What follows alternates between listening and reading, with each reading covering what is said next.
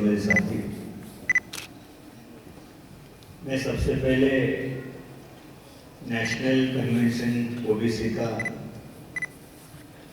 जो आयोजित किया गया उसके लिए मैं जो हमारे आयोजक है उनको मैं धन्यवाद देना चाहूँगा। और महाराष्ट्र से मैं आता हूँ, प्रदेश कांग्रेस का अध्यक्ष रह चुका हूँ, होम मिनिस्टर है और बाकी काफी डिपार्टमेंट भी मैं संभाल चुका हूँ। लेकिन जो हमारे ओबीसी भाइयों के लिए हक है, वो जो छीनना चाहते हैं उसके लिए हमें मुकाबला करना है। महाराष्ट्र में जो थोड़ी देर पहले हमारे छगन भुजबल जी हैं, जो ओबीसी का नेतृत्व महाराष्ट्र में करते हैं, तो उसके पहले जो अभी हमारे बीच में नहीं है, जो बीजेपी के नेता थे गोपीनाथ मुंडे जी, तो लगातार ओबीसी की बात करते थे, ओबीसी के हक के बारे में बात करते थे। वो स्टेट गवर्नमेंट रहो, सेंट्रल रहो, पार्लियामेंट रहो, असेंबली रहो, लगातार हमारी कोशिश रहती थी कि ओबीसी को न्याय मिले, उनके हक के लिए सभी एकजुट महाराष्ट्र में होते थे। लेकिन अभी गोपीनाथ मुंडे जी नहीं रहे, फिर भी महाराष्ट्र में जिस तरीके से ओबीसी का हम छगन भुजबल जी और हमारे ओबीसी नेताओं के नेतृत्व में हम हमारी लड़ाई तो वहां पे लड़ते हैं, लेकिन जो आज हमारे सामने जिस तरीके से हमारे ओबीसी का हक छीना जा रहा है, महाराष्ट्र में भी चुनाव हुए, वहां पे आज ही वोटिंग था, लेकिन ओबीसी की जो कॉन्स्टिट्यूशन वो खाली रखी। Central government caste data OBC का जब तक सुप्रीम कोर्ट में नहीं देती है, तब तक हमें ये कठिनाई हमारे सामने पैदा हुई है। वो मुझे नहीं लगता कि डाटा हम पूरी तरह डाटा हमारे पास आने तक वो हमें कोई न्याय दिला सके। दिखावा तो ऐसा करते हैं कि जैसे हम सुप्रीम कोर्ट से लड़ रहे हैं ओबीसी के लिए, लेकिन ये सच्चाई नहीं। इसलिए ओबीसी के जो हमारे पूरे देश में भाई है, नेतृत्व है, उन्होंने एक साथ जुड़ने की जरूरत है। जिस तरीके से महाराष्ट्र हम लगातार ये कोशिश कर रहे हैं कि सुप्रीम कोर्ट में कोशिश कर रहे हैं, सेंट्रल गवर्नमेंट की तरफ हम कोशिश कर रहे हैं कि डाटा जल्द से जल्द मिलना चाहिए। हमें अगर उस तरीके से मोहलत दी जाए तो हम स्टेट लेवल पे भी डाटा इकट्ठा कर सकते हैं। ऐसा हमारे सीएम उद्धव जी ठाकरे उन्होंने भी कहा। और कांग्रेस ने ये स्पष्ट की है कि ओबीसी को न्याय मिलना चाहिए, उनके हक के लिए लड़ना चाहिए। लेकिन जब हमने महाराष्ट्र में ओबीसी भाइयों को रिजर्वेशन की बात की, उनका रिजर्वेशन नहीं छीना जाना चाहिए, तो यही कुछ बीजेपी के लोग सुप्रीम कोर्ट में आके ये महाराष्ट्र के ओबीसी को हक नहीं मिलना चाहिए, इस तरीके से बात करते हैं। इसलिए हमारे ही लोग हैं, कुछ हमें साथ नहीं देना चाहते हैं, या वो स्टेट में दबे हुए हैं, या उनको नहीं लगता है कि हम आगे चलकर ओबीसी को न्याय दिला पाएंगे, हम लड़ाई लड़ सकेंगे। इसलिए सबसे पहले हमें जिस तरीके से महाराष्ट्र में हम लगातार कोशिश कर रहे हैं, उसी तरीके से हर स्टेट में कोशिश होनी चाहिए। जब तक हमको ओबीसी युवाओं को साथ हम नहीं लेते हैं, तब तक हम कोई उसमें कामयाबी पाएंगे, ऐसे मुझे नहीं लगता है। कुछ देर बात करते रहेंगे कि ओबीसी को आरक्षण नहीं मिलना चाहिए, सुप्रीम कोर्ट को डाटा नहीं मिलना चाहिए, और सुप्रीम कोर्ट वहां पे लगातार ये कहते आ रहा है कि डाटा हमारे पास नहीं तो हम आगे की नीतियां बना सकते हैं, लेकिन अगर उनके मन में नहीं है, करने की बात नहीं है,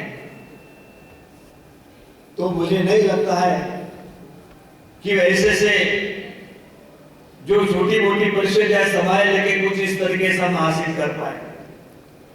हमारे हक के लिए लड़ना है। डॉक्टर बाबा साहब अम्बेडकर ने जो हमको हक दिया है, उसके लिए लड़ाई हमें लड़ना है और एक साथ होकर लड़ना है। सभी ने जिस तरीके से महाराष्ट्र में हम पूरी तरह वहां पे ओबीसी इकट्ठा होकर, कोई ये पार्टी का वो पार्टी का बात नहीं, लेकिन ओबीसी के हक के लिए जो लड़ता है उनको साथ में लेके आगे बढ़ना चाहिए।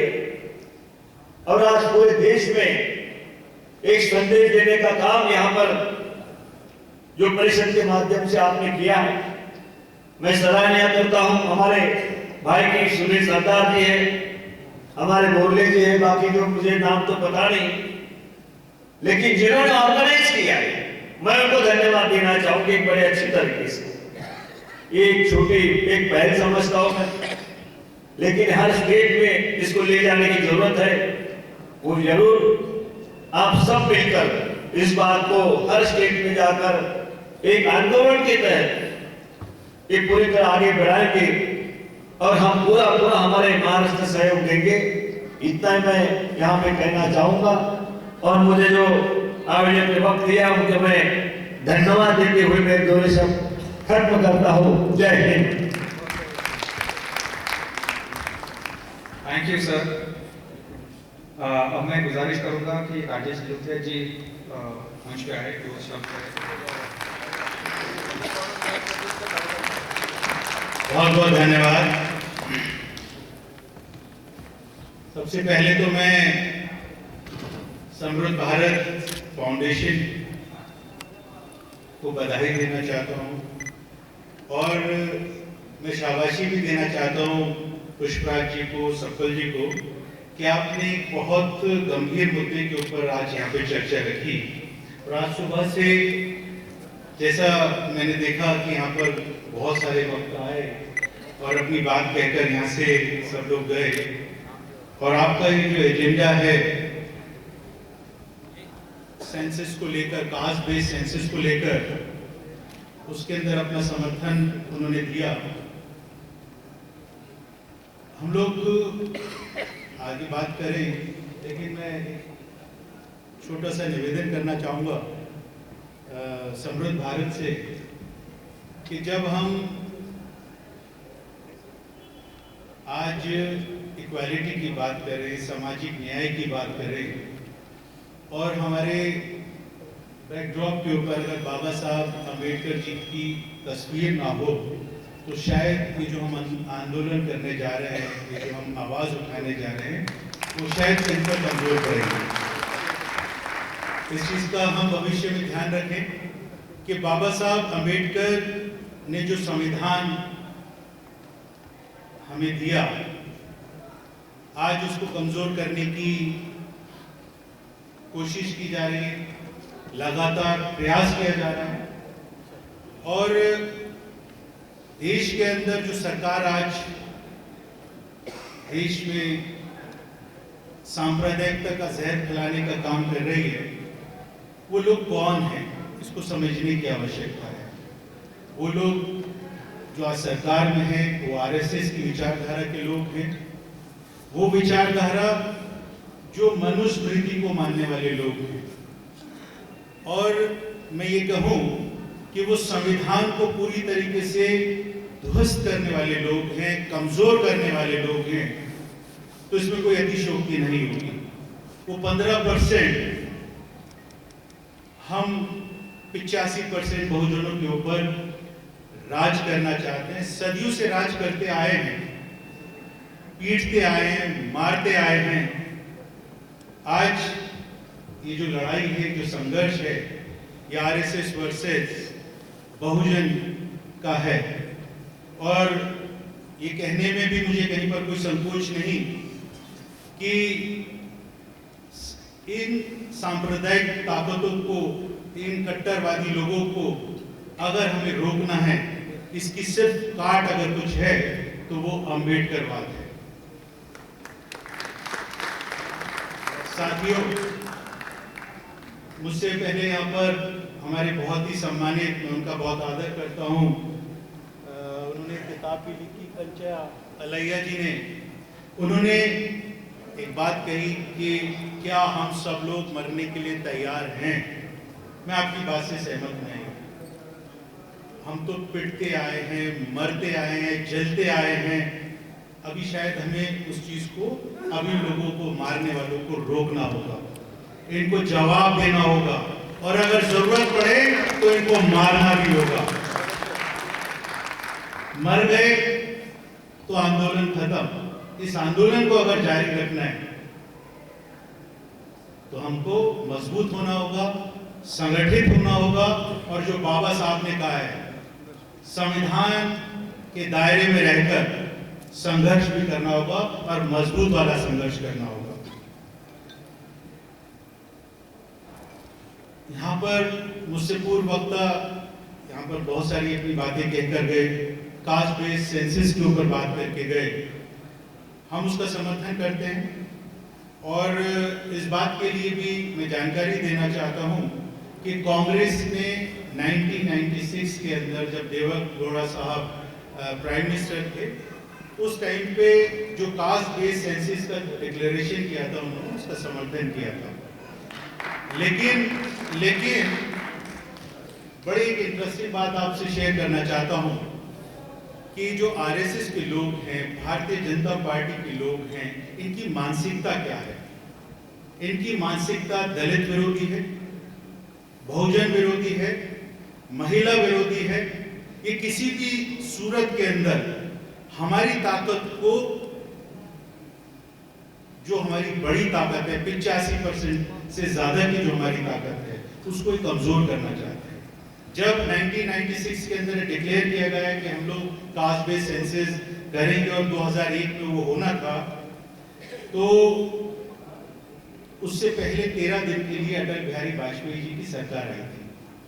उन्होंने उन 13 दिन में कुछ काम किए या नहीं किए, मुझे ज्यादा जानकारी नहीं है, लेकिन मुझे एक चीज की जानकारी है कि उन्होंने उस आदेश को, उस कानून को, जो हमने फैसला किया था, उस फैसले को रद्द किया कि कास्ट बेस्ड सेंसस नहीं होना चाहिए।